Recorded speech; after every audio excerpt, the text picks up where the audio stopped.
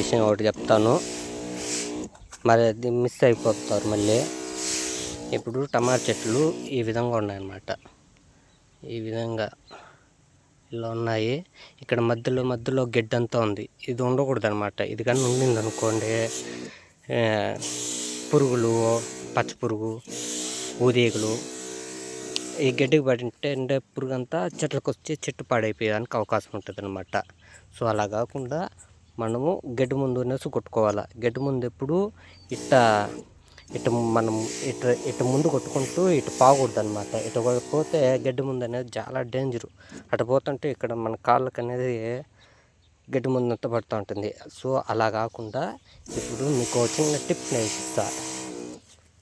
ఇలా అనమాట. మనం వెనక్కి పోతూ ఇలా కొట్టు కనిపోతున్నామనుకోండి, మనకేం కాదు, మనం సేఫ్గా ఉంటాము. ఇట్ట కొట్టేటప్పుడు కూడా చాలా జాగ్రత్తగా కొట్టాలి.